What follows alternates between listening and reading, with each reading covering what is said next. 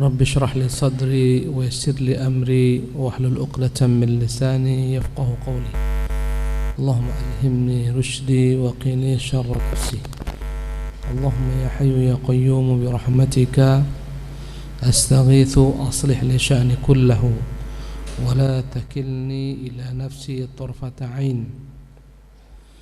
Al-ikhwatu fillah, malam hari ini alhamdulillah dengan taufik Allah semata kita dapat kembali melanjutkan pembahasan tentang kitab Tauhid yang telah kita mulai sebelum Ramadan. Semoga Allah Subhanahu wa taala memudahkan kita untuk memahami kandungan kitab ini. Dapat pula Allah mudahkan kita untuk dapat mengamalkan, menerapkan apa-apa yang terdapat di dalamnya. Malam hari ini kita akan masuk ke dalam bab tafsir tauhid, bab tentang tafsir tauhid wa syahadati an la ilaha illallah, bab tentang tafsir persaksian bahwasanya tidak ada ilah atau Tuhan yang diibadati dengan hak kecuali Allah.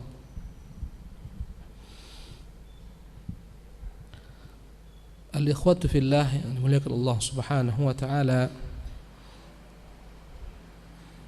at-tauhid dalam bahasa Arab dari kata-kata wahhada yuwahhidu tauhidan, maknanya adalah mengesakan, menyatukan, mengesakan.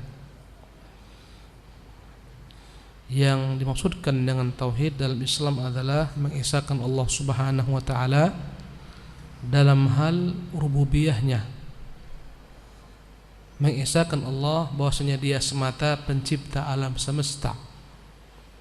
Namanya uluhiyah, namanya rububiyah.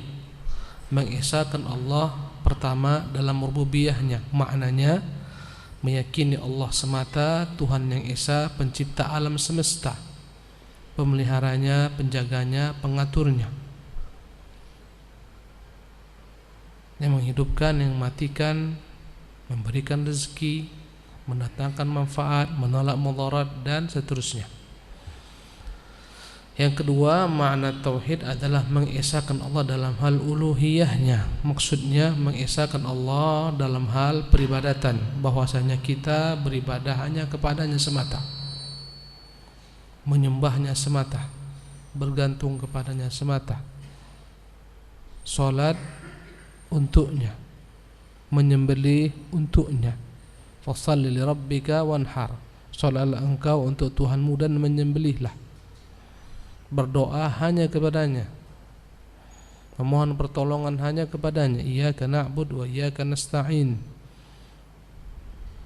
ud'uni astajib lakum, berdoalah kepadaku, aku akan kabulkan doa kalian. Ini intinya ya, mengesahkan Allah dalam segala macam bentuk perbuatan hamba dalam bentuk ibadah hanya untuk Allah semata.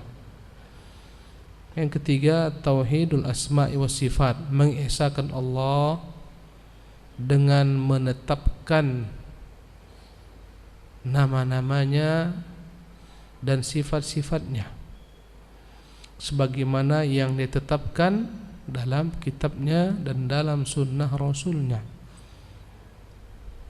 dengan meyakini bahwasanya segala sifatnya tak akan pernah sama dengan sifat makhluk.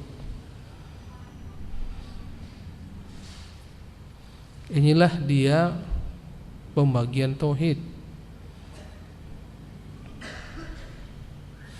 Dan Al-Quranul Karim semuanya memuat tiga tauhid ini. Dalam surah Al-Fatihah terkandung tiga tauhid ini. Dan adapun yang dimaksudkan dalam pembahasan kita malam hari ini, bab tafsir tauhid, bab tentang tafsir tauhid adalah pengertian tauhid yang kedua.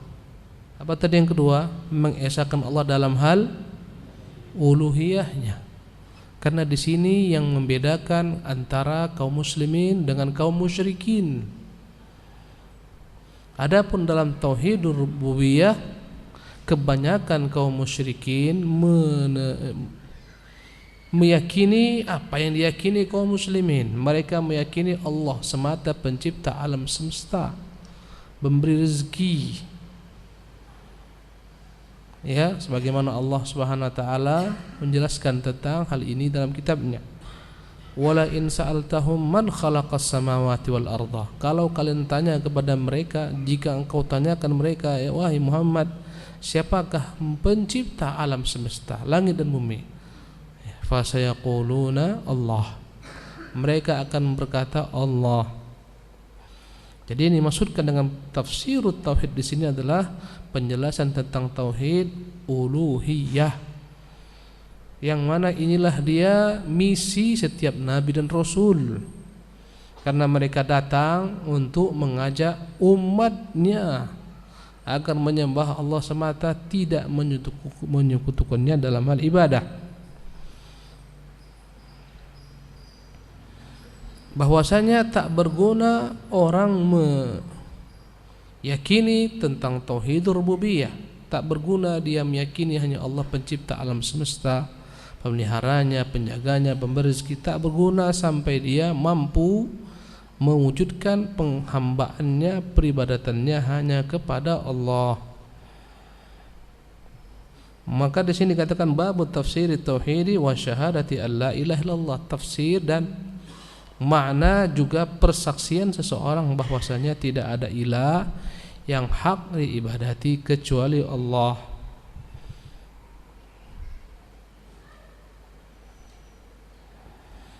Wa qawlihi ta'ala, Allah berfirman dalam Quranul Karim, ulaika alladzina yad'un, mereka itulah orang-orang yang berdoa, meminta, yabtaghuna ila rabbihimul wasilah, mereka mencari, menuntut wasilah ataupun jalan yang mendekatkan mereka kepada Tuhan mereka. Ayyuhum aqrab, siapakah di antara mereka yang mampu mendekatkan diri kepada Allah Jalla wa Ala.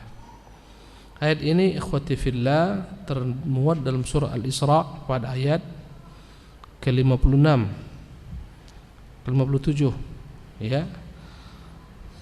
Dan ayat ini sebelumnya pada ayat yang ke-56-nya Allah mengatakan qulid'ul ladzina za'amtum.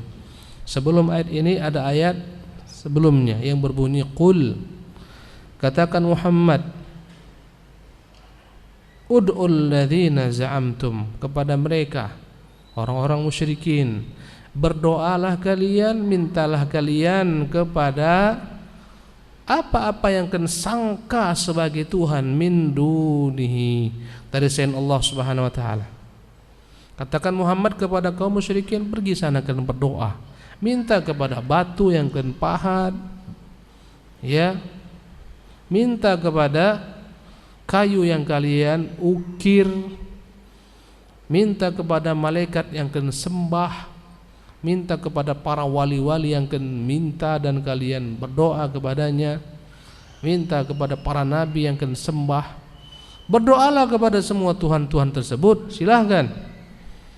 Fala yamlikuna, sesungguhnya Tuhan-Tuhan tersebut yang kalian minta, yang kalian puja, yang kalian datang kepada mereka membawakan berbagai macam ragam bentuk sesajian, sesajen, ya, mereka itu semua fala yamlikuna kasfad durri ankum, mereka itu tidak memiliki kemampuan sedikit jua pun menghilangkan segala macam mara bahaya dari kalian.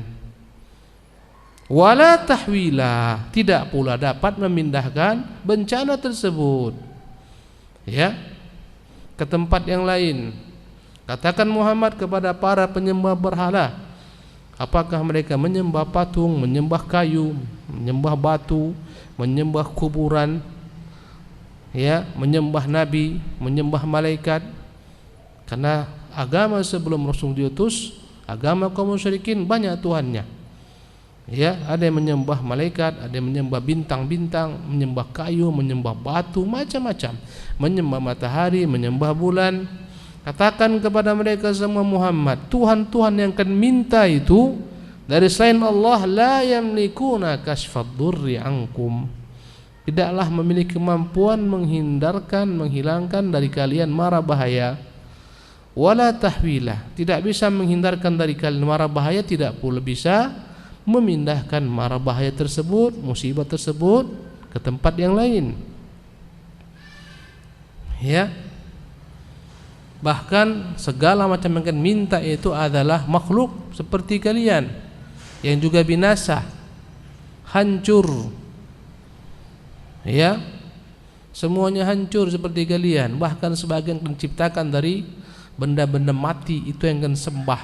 Sebagian makhluk telah mati kalian puja, nabi yang telah mati, para wali yang telah mati, ya, malaikat-malaikat yang kalian puja, semuanya mereka berlepas diri daripada kalian. Dan mereka tidak memiliki kemampuan sedikit jua pun menjauhkan daripada petaka dan mara bahaya. Lihatlah kalau datang bencana alam, ya, di daerah negeri kaum musyrikin, ada dibuat patung besar simbol Tuhan mereka. Datang gempa, seketika patung besar tersebut hancur dengan gempa. Ada dibuat tinggi-tinggi berpuluh meter patung Tuhan, disambar petir, terbakar Tuhan mereka. Ada yang buat patung Tuhan diarak-arak, jatuh patung Tuhan menimpa penyembahnya, berdarah-darah. Subhanallah. Ya, ini yang kalian minta. Tak mampu mereka menghindarkan dari diri kalian mara bahaya ataupun memindahkannya. Dan sebagian yang kesembah itu adalah makhluk seperti kalian. Bahkan mereka adalah hamba-hamba Allah, para nabi hamba Allah, para malaikat hamba Allah, para wali hamba Allah, yang mereka semua seperti kalian pun berusaha berlomba-lomba ketika mereka hidup untuk mencari jalan ketaatan agar mereka mendekat kepada Allah Subhanahu wa taala. Inilah ayatnya. Pada ayat yang berikutnya 57, ulaika, mereka itu yang akan minta, yang akan sembah, yang akan berdoa kepadanya, yabta ulaika alladzina yad'una. Ya, mereka itu, ya, Tuhan-Tuhan yang akan sembah, mereka juga berdoa seperti kalian. Para nabi berdoa meminta kepada Allah, para wali meminta kepada Allah, para malaikat meminta kepada Allah, jin yang disembah juga mereka makhluk meminta kepada Allah. Yabtaguna ila rabbihimul wasilatah. Mereka semua mencari jalan yang membuat mereka dapat sampai kepada Allah Subhanahu wa taala, kepada keridhaannya, kepada kecintaannya. Ayyuhum aqrabu, siapakah di antara mereka yang mampu mendekatkan diri mereka sedekat-dekatnya kepada Allah dengan amal saleh. Dan wasilah di sini maknanya adalah jalan yang mendekatkan diri kepada Allah. Jalan tersebut berupa perkataan-perkataan maupun perbuatan-perbuatan, ya, perkataan-perkataan maupun perbuatan-perbuatan yang bernilai ketaatan kepada Allah. Perkataan seperti zikrullah, amar ma'ruf nahi mungkar, membaca Quran dan semacamnya. Perbuatan salat, zakat, puasa. Inilah makna wasilah. Jadi wasilah adalah segala macam perkataan maupun perbuatan, ya, yang dia adalah merupakan ibadah yang menjadi jalan mendekatkan seseorang kepada Allah. Karena sebagian daripada kaum sufi menafsirkan wasilah adalah guru. Kata mereka, ayat ini menunjukkan orang itu akan selamat kalau andai kata dia punya wasilah. Wasilah itulah yang akan menyambungkan dia kepada Allah. Wasilah itu adalah guru, kata mereka. Tidak benar. Wasilah adalah segala macam ketaatan, baik merupakan perkataan maupun perbuatan yang diridhoi Allah Subhanahu wa taala. Itulah makna wasilah. Secara bahasa wasilah makna perantara. Perantara yang mendekatkan seorang kepada Allah adalah ketaatan. Adapun dalam Islam, guru dia bukanlah tujuan. Guru adalah merupakan sarana yang menyampaikan seseorang kepada dalil.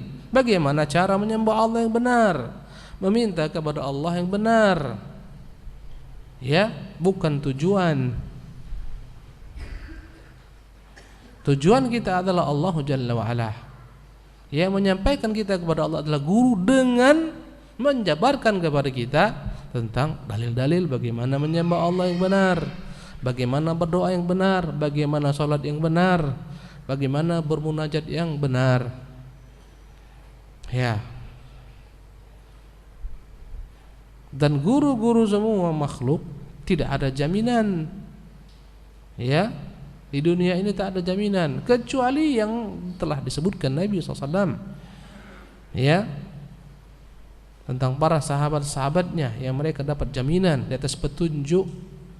Sebagian disebutkan Nabi sebagai ahli surga. Ya, adapun guru-guru yang mereka tunjuk sebagai guru, enggak ada jaminan dia masuk surga.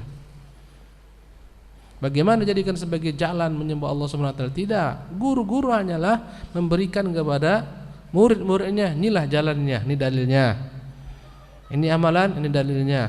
Ini zikir, ini dalilnya. Itulah kerja guru dalam agama kita. Bukanlah guru tolak ukur kebenaran, tidak. Mereka bukan tujuan. Jadi ayat ini menafsirkan kepada kita makna tauhid itu adalah ketika engkau berdoa hanya minta kepada Allah semata.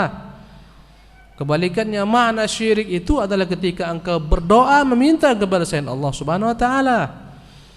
Karena sebagian umat Islam tidak memahami dengan benar makna tauhid. Kecuali keyakinan mereka tauhid itu adalah meyakini hanya Allah pencipta alam semesta. Tak ada Tuhan yang mencipta alam semesta kecuali Allah. Ya, ini yang paling banyak diyakini orang. Sementara keyakinan ini juga diyakini siapa tadi saya sebutkan? Kaum musyrikin. Maka makna tauhid, tafsir tauhid di sini adalah engkau berdoa memintanya kepada Allah. Kebalikan tauhid kesyirikan. Kesyirikan itu adalah ketika engkau meminta kepada selain Allah, kemudian didukung dengan penjelasan yang begitu logisnya. Semua yang kau minta dari selain Allah seperti engkau juga. Ibadun amthalukum, hamba-hamba seperti engkau.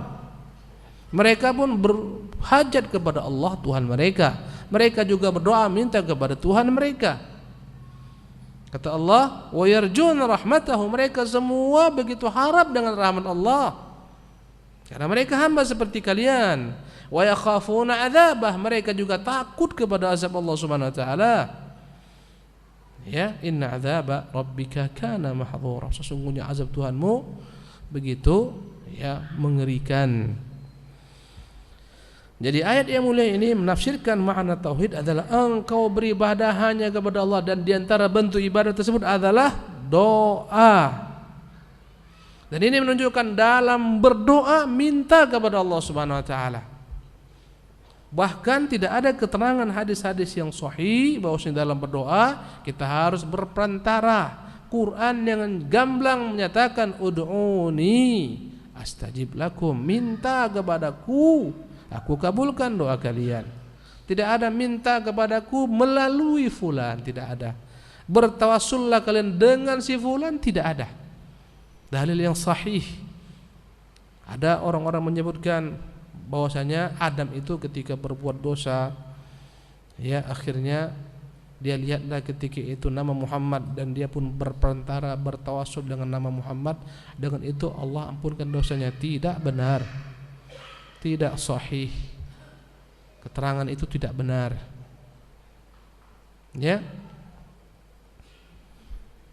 Jadi tidak ada wasilah dalam berdoa minta kepada Allah.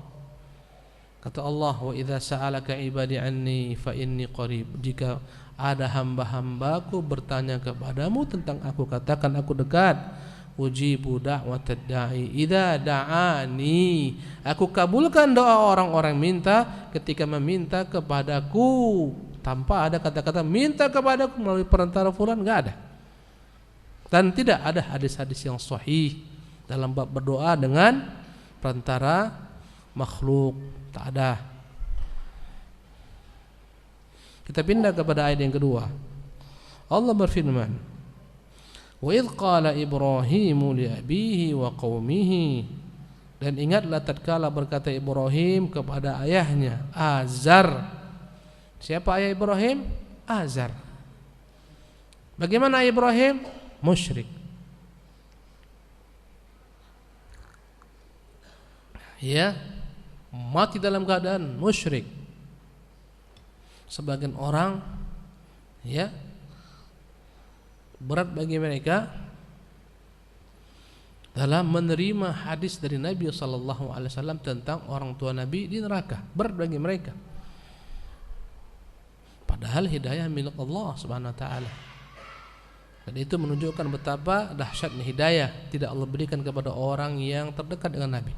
Tak diberikan kepada ayah Ibrahim, istrinya Nabi Lut, istrinya Nabi Nuh, anaknya Nabi Nuh.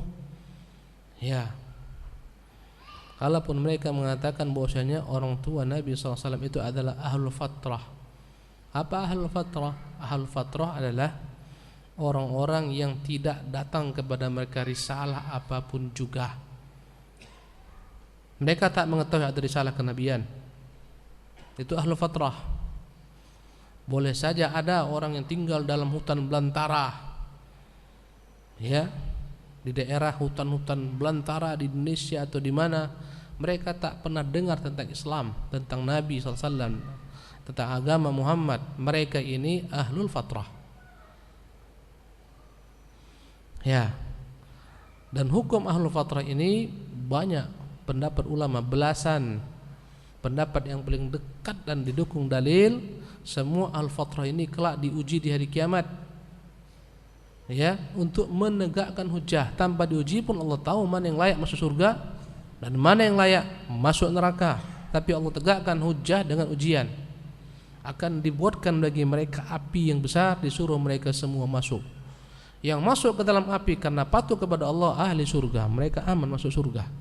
Yang membangkang lari mereka ahli neraka. Ini tentang ahlul fatrah. Allah mengatakan wa ma kunna mu'adzibina hatta nab'atsa rasulah. Kami tidak akan mengazab sampai kami kirim kepada mereka nabi. Kata mereka, bagaimana mungkin diazab kedua orang tua Nabi padahal belum dikirim kepada mereka rasul. Rasulullah SAW belum lagi diutus sebagai rasul. Maka kata para ulama, orang-orang musyrikin yang hidup di zaman Nabi bukan ahlul fatrah. Ya. Saya bertanya kepada antum, kita ahlul fatrah atau bukan? Kita ini diutus kepada kita Nabi. Kepada kita diutus Nabi? Enggak. Apakah kita ahlul fatrah? Tidak. Subhanallah. Nabi tak diutus langsung kepada kita, tapi diutus kepada para sahabat. Sahabat menyampaikan kepada tabi'in, sampailah kepada kita agama ini. Dengan itu kita bukan ahlul fatrah, meski tak datang kepada kita Nabi SAW. Demikian juga kaum musyrikin yang di masa Rasulullah bukan ahlul fatrah. Apa buktinya? Ada di antara mereka yang masuk surga sebagaimana Waraqah bin Naufal. Apa agama Waraqah bin Naufal? Nasara. Ketika Nabi SAW diangkat sebagai Nabi, dibawa kemana oleh Khadijah? Anak pamannya, namanya Waraqah bin Naufal, yang dia baca kitab Taurat, dia baca kitab Injil, beragama Nasrani. Dia meninggal sebelum Nabi diangkat sebagai Rasul. Dia berkata, andai kata aku masih muda ketika engkau diusir kaummu, aku akan membelamu. Ketika zaman Nabi SAW, ada orang beragama lurus, namanya agama Ibrahim, Hanifiyah. Di antaranya adalah Sa'id, ya. Di antaranya Zaid bin Amr bin Nufail. Hanya Sa'id bin Zaid dikatakan tak pernah menyembah berhala, tak pernah tunduk kepada berhala. Subhanallah. Dia ya termenung, menyandar di bawah naungan Ka'bah. Dia melihat bagaimana agama kaum musyrikin yang menyembah berhala. Dia katakan, demi Allah, ya Allah, ini bukan agamamu. Subhanallah. Ya Allah, sekiranya ada Rasul yang kau turunkan kepada kami, kami akan ikut dia. Ya Allah, aku lepas daripada apa yang mereka sembah. Mereka letakkan dalam Ka'bah patung Ibrahim dan patung Ismail, sedang bermain undian. Ini menunjukkan kepada kita mereka bukan al-fatrah. Dan Nabi mengatakan bahwasanya, ya, tentang bapaknya Zaid bin Amr bin Nufail termasuk daripada ahli surga. Subhanallah. Ketika Rasulullah sampai ke kota Madinah, masjid beliau SAW itu dahulu adalah bekas kuburan orang-orang musyrikin. Ya, dalam Sahih Bukhari dikatakan bekas kuburan orang-orang musyrikin, maka dibersihkan, disingkirkan semua bangkai mereka, tulang-tulang belulang mereka. Kata-kata musyrikin menunjukkan mereka musyrik.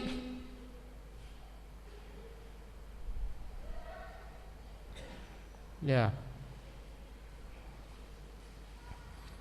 Kembali kepada ayat ini. Wa idz qala Ibrahim, dan ingatlah tatkala Ibrahim berkata li abihi kepada kaumnya, wa qaumihi kepada ayahnya dan kaumnya, innani bara'un mimma ta'budun. Sesungguhnya aku ini berlepas diri daripada apa yang kalian sembah. Illa alladzi fatarani, kecuali dialah Allah Tuhan yang menciptakanku. Fa innahu sayahdin, sesungguhnya dia akan menunjukiku. Ini dalam surah Az-Zukhruf ayat 27. Ayat yang mulia ini menggambarkan kepada kita Ibrahim itu berlepas diri daripada kaumnya dan ayahnya dan daripada apa yang mereka sembah dari selain Allah Subhanahu wa taala. Dan inilah tafsiran kalimat la ilaha illallah. Makna ketika kau ucapkan kalimat la ilaha illallah, engkau harus berlepas diri daripada apa yang disembah kaum musyrikin. Ya, dari kaum musyrikin dan apa yang mereka sembah. Makna tauhid adalah engkau berlepas daripada segala macam bentuk kesyirikan dan kaum musyrikin. Ya, dan banyak ayat menjelaskan demikian. Ya. Dalam ayat lain kata Ibrahim, "Wa bana bainana wa bainakumul adawata wal baghdha'u abadan hatta tu'minu billahi wahdah." Dan telah tampak antara kami dan kalian selama-lamanya permusuhan sampai kalian beriman hanya kepada Allah Subhanahu wa taala. Jadi tauhid tafsirannya adalah engkau menyembah hanya kepada Allah, engkau berlepas daripada segala macam bentuk kesyirikan dan kaum musyrikin, membenci kesyirikan dan kaum musyrikin. Dalam hatimu tak ada sedikit jua pun kecintaan kepada apa yang disembah kaum musyrikin. Benci. Ya, berlepas diri kita daripada apa yang mereka sembah dari selain Allah Subhanahu wa taala. Itulah tafsiran tauhid. Itulah tafsiran kalimat la ilaha illallah. Jika engkau ucapkan kalimat la ilaha illallah tapi engkau tetap melakukan kesyirikan, berarti kau tak paham tafsirannya. Engkau ucapkan la ilaha illallah tapi engkau pergi juga ke dukun, peramal, tukang tenung, tukang santet. Kau minta penglaris supaya rezekimu lancar, padahal kalaulah ya rezeki hakikatnya itu diatur oleh sang dukun, dukun paling kaya raya, dukun juga banyak miskin, kiri.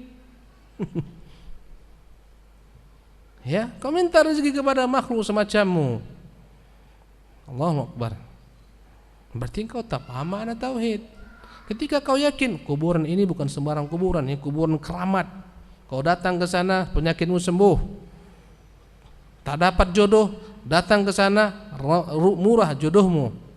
Ya, inilah dia tak mengerti makna tauhid. Ya, padahal kita yakini hanya Allah Jalla wa'ala, ya, Tuhan semesta alam yang mendatangkan segala macam bentuk ya kebaikan bagi hambanya, menolak segala macam bentuk kemudaratan daripada hambanya. Berarti dia tidak paham tauhid. Ya, ketika banyak situs-situs kuburan yang dikeramatkan, dipuja dan diminta berdoa kepadanya, bersimpu di sana, ini menunjukkan yang datang ke sana tidak paham makna tauhid la ilaha illallah yang dia ucapkan. Yang meyakini pohon ini adalah pohon besar, pohon ini mengandung khasiat, mengandung keramat, bertarikatlah mereka di sana, bertirakatlah mereka di sana. Ini berarti tak paham tauhid.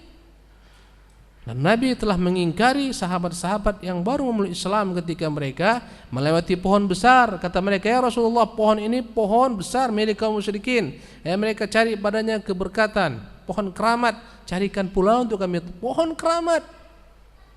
Kata Rasulullah, Allah Akbar, yang kalian minta itu sama dengan permintaan Bani Israil kepada Musa, buatkan untuk kami berhala sebagaimana mereka punya berhala-berhala. Ya. Tak ada yang namanya pohon-pohon besar, batu-batu besar. Tak ada. Ini kesyirikan.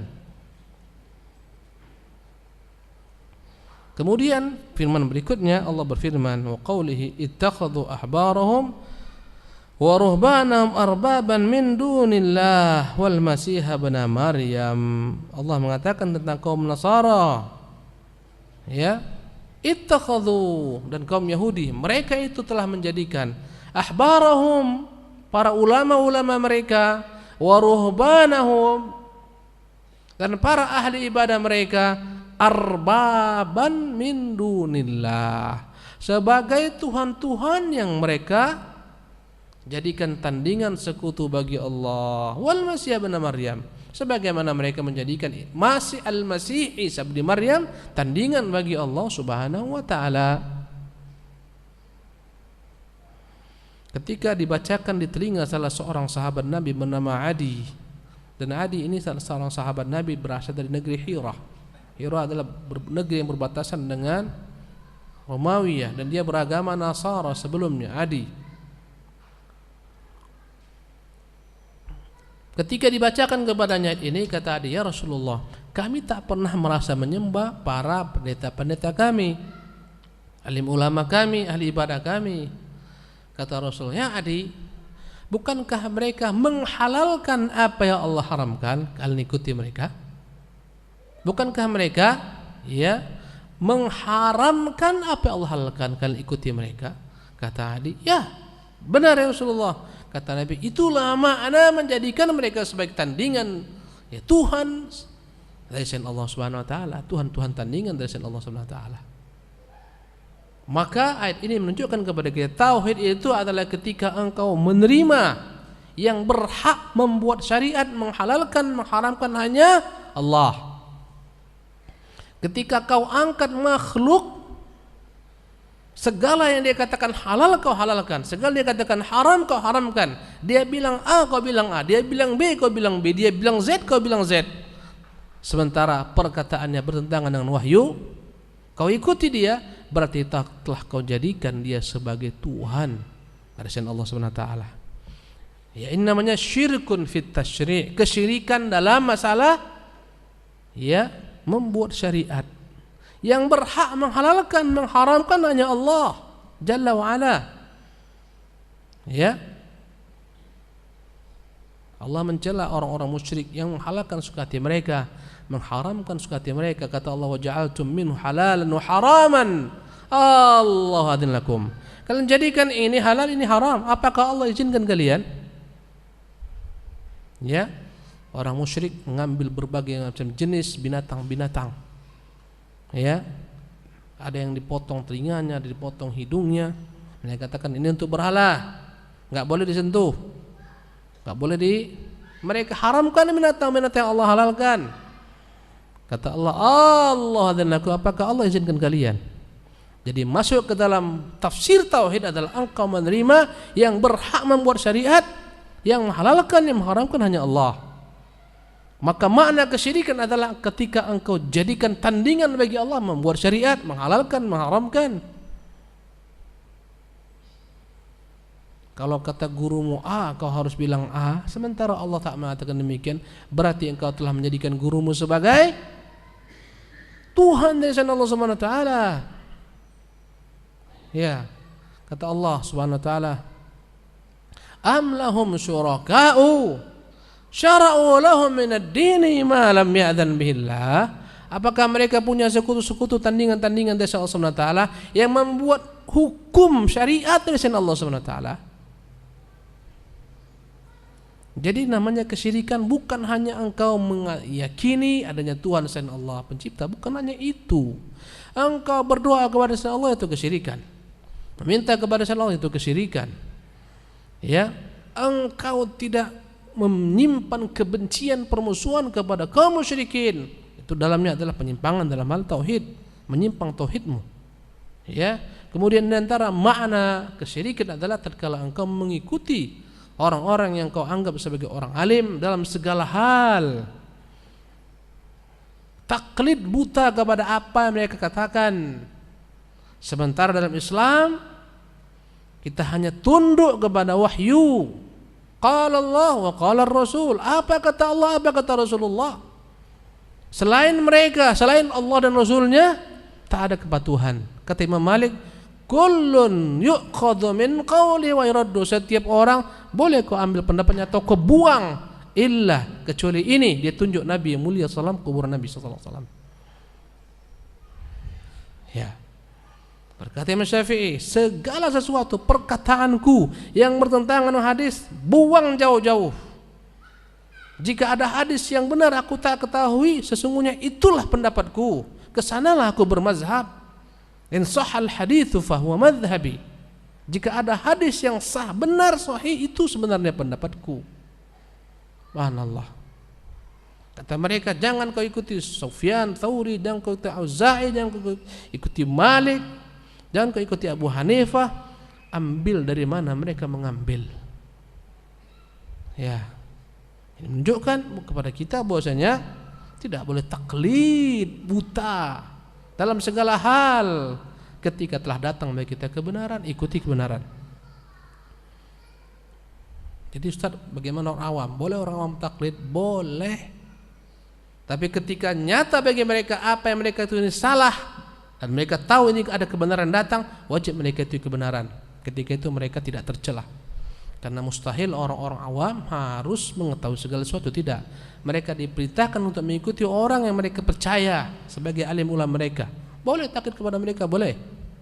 Tapi ketika nyata bagi mereka bahwasanya orang yang mereka itu salah dalam beberapa perkara, mereka tetap mengikuti pendapat mereka, inilah namanya taklid yang tercela, mazmum. Subhanallah. Bahkan para ulama mazhab, Al-Imam An-Nawawi rahimahullah tabaraka taala, ya, Al-Imam An-Nawawi yang kita baca kitabnya Ridhus Shalihin yang baru selesai kita baca, bermadzhab Syafi'i. Berapa banyaknya Imam Nawawi rahimahullah menyelisih pendapat Imam Syafi'i rahimahullah tabaraka taala. Menunjukkan mereka tidak taklid. Jadi diantara makna kesyirikan adalah engkau taklid buta, ikut apa dikatakan orang-orang alimmu, ahli ibadahmu, meski berbenturan dengan wahyu. Karena itulah kata Rasulullah, ya Adi, bukankah mereka menghalalkan dan mengharamkan semau mereka, dan kalian mengikuti mereka? Mereka halalkan apa Allah haramkan, mereka haramkan apa yang Allah halalkan, kan ikuti mereka. Iya ya Rasulullah, fatilka ibadatuhum, itulah makna beribadah menyembah mereka. Subhanallah. Jadi kita enggak terikat dengan guru, enggak ada terikat dengan makhluk manusia, tidak. Sahabat semua sepakat, tak ada keterikatan dengan nas. Ketika pemimpin kaum muslimin Al-Khalifatul Rashid, ya, Utsman bin Affan salat di Mina dengan menyempurnakan salatnya 4 rakaat. Apa kata Ibnu Mas'ud? Tak begini aku sholat di belakang Rasulullah, Abu Bakar dan Umar. Mereka mengqasar, mereka kerjakan 2. Subhanallah. Ya. Maka ketika itu berkatalah sebagian daripada sahabat-sahabatnya atau murid-muridnya, ya Imam, mengapa engkau tak sholat qasar saja? Tidak, aku harus ikuti dia.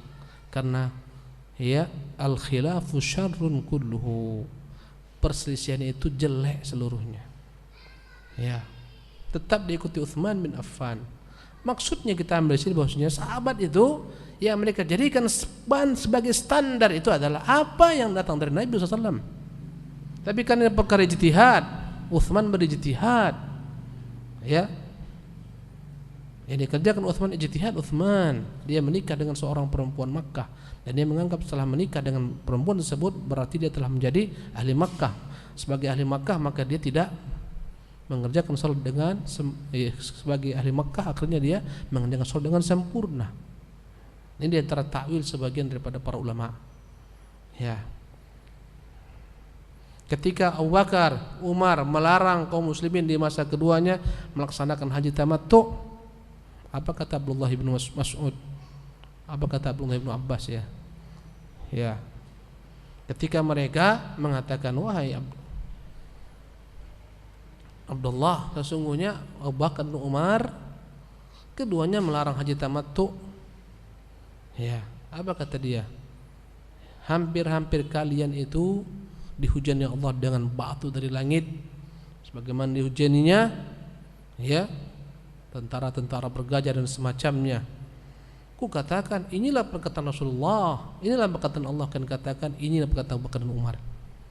Subhanallah. Dan keduanya bukan sengaja untuk menyelesaikan syariat, tidak.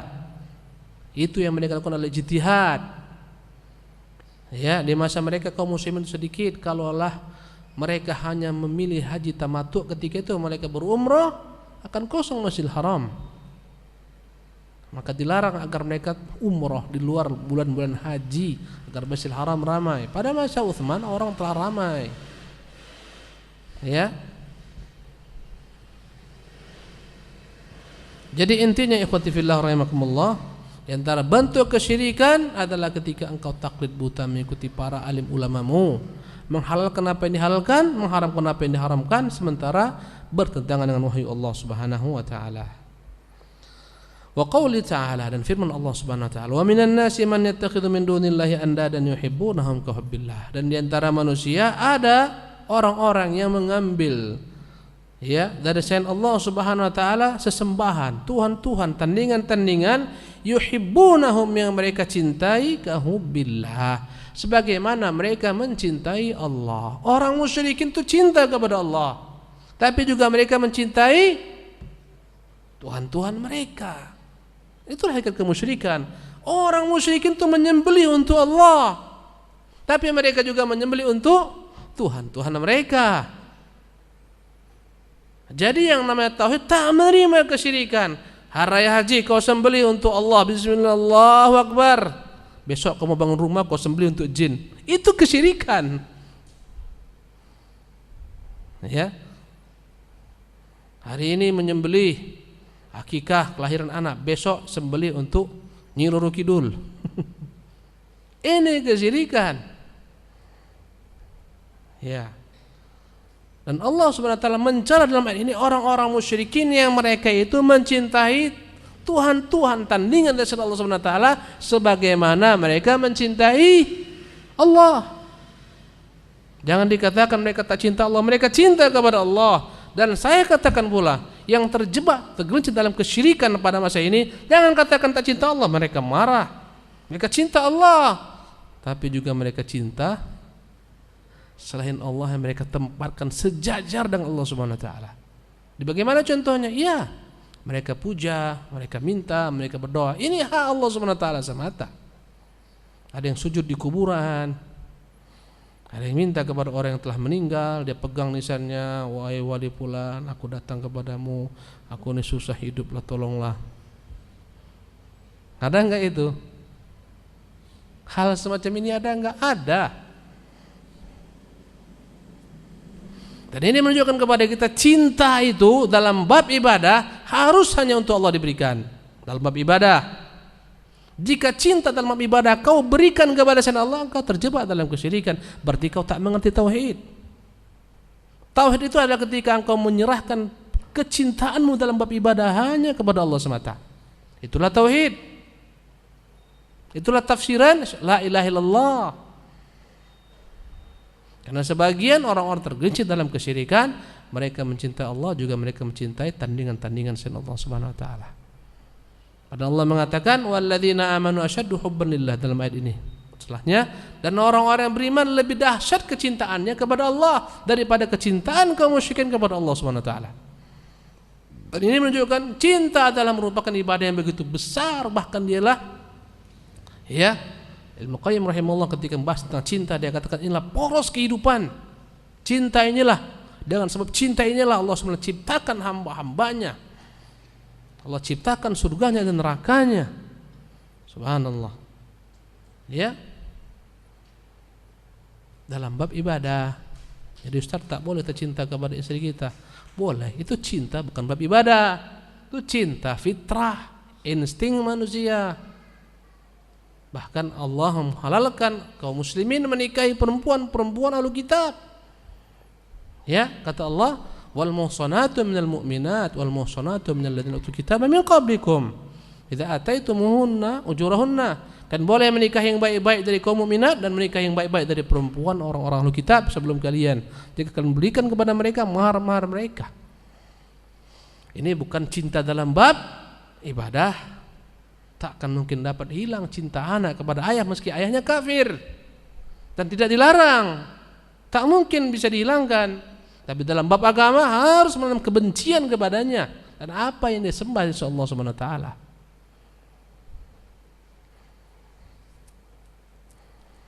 Ya, andai kata ada orang musyrik Ustaz, jatuh kita tergelincir masuk ke kolam tenggelam.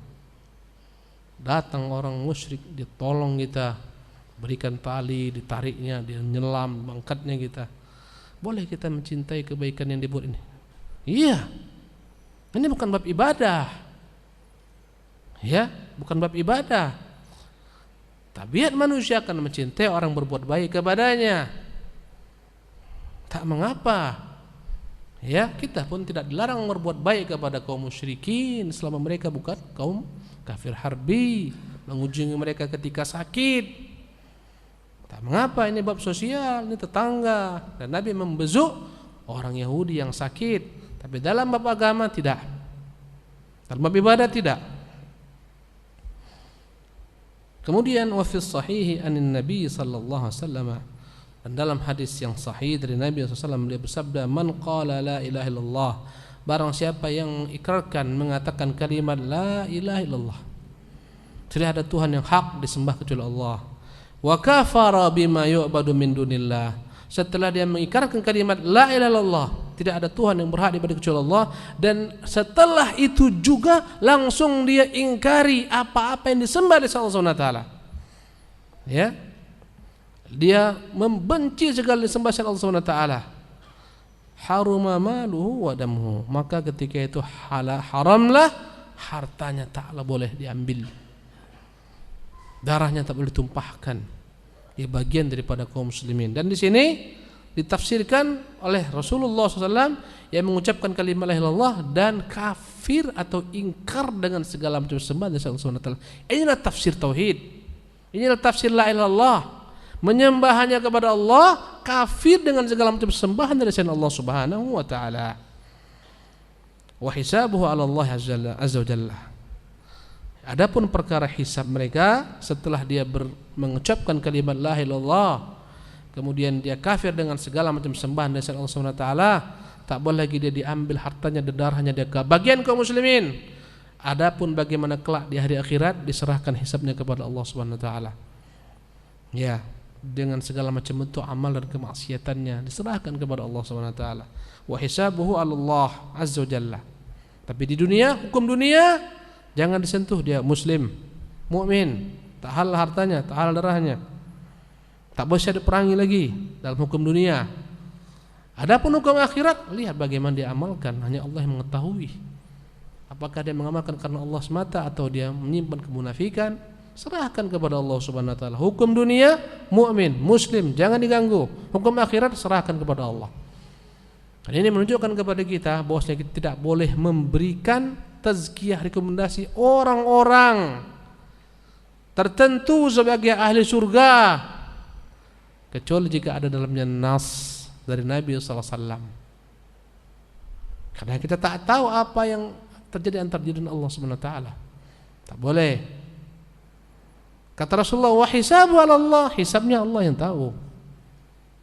Tak boleh kita hukumi dengan apa yang tampak ini pasti ahli surga, tak bisa.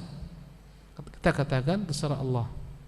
Andai kata dia meninggalkan husnul khatimah, kita katakan rahimahullah, semoga Allah masukkan ke dalam surga. Hidupnya ditutup dengan husnul khatimah.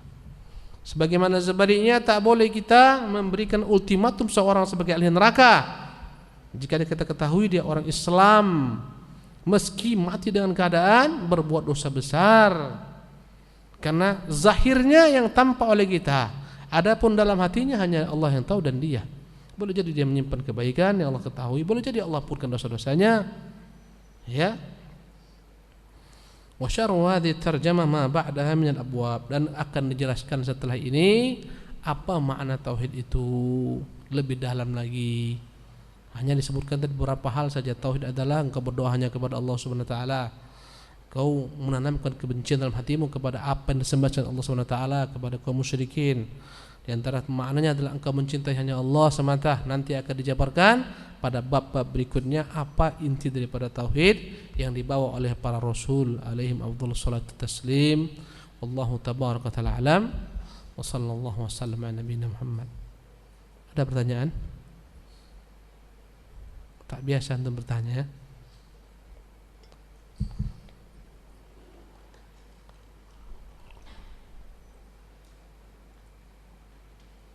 Minggu depan antum boleh buat soal untuk pertanyaan dalam kertas.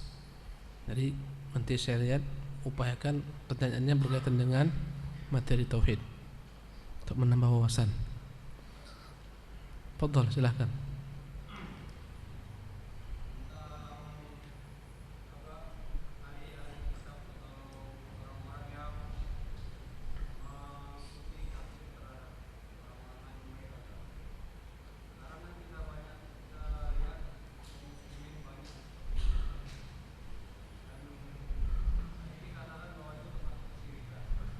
Mengikuti ahlul kitab.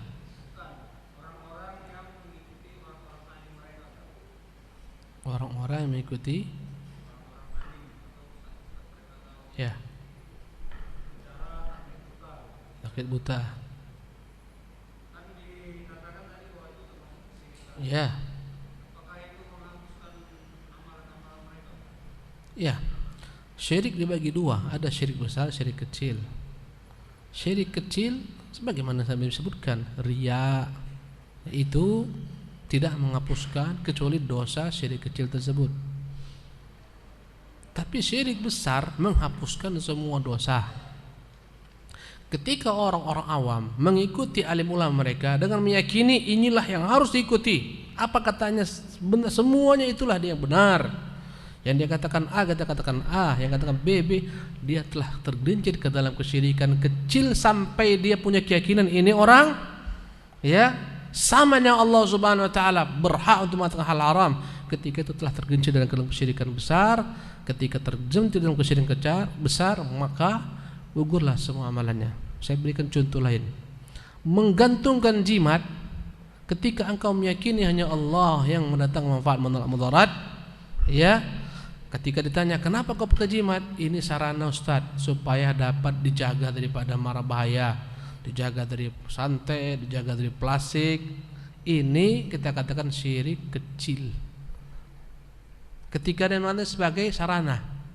Tapi ketika dia mengatakan oh enggak, inilah Ustaz yang menyembuhkan, ini yang melindungi seorang, menjauhkan seorang, tergelincir dalam syirik besar. Sama dengan bersumpah dengan selain Allah Subhanahu wa taala. Dia bersumpah demi wali fulan, hukum asalnya bersumpah dengan selain Allah syirik kecil. Kata Nabi, man halafa falyahlib billah, yang bersumpah dengan Allah. Man halafa bi ghairillah faqad asyrak, barang siapa bersumpah dengan Allah maka telah tergelincir ke dalam syirik. Kata para ulama syirik kecil. Tapi ketika dia meyakini wali yang disebutkan ini sama dengan Allah Subhanahu wa taala, dia agungkan wali tersebut, kenapa dia bersumpah dengannya? Karena mengagungkannya setingkat Allah Subhanahu wa taala, tergelincirlah dia ke dalam syirik besar. Jadi yang taklid buta ini pertama tergelincir ke dalam syirik kecil. Ketika dia menganggap setingkat dengan Allah Subhanahu wa taala, menghalalkan mengharamkan, tergelincir ke dalam syirik besar. Konsekuensi syirik besar apa? Kata Allah, wa laqad uhiya ilaika wa ilal ladzina min qablika, telah diwahyukan kepadamu dan kepada orang sebelummu, la in asyrakta, jika engkau berbuat kesyirikan, la yahbatanna amaluk, akan gugurlah amalanmu. Wala takunanna minal khasirin, kau akan menjadi orang merugi. Jadi bertingkat. Wallahu tabaraka ta'ala alam wa sallallahu wasallam Muhammadin. Assalamualaikum warahmatullahi wabarakatuh.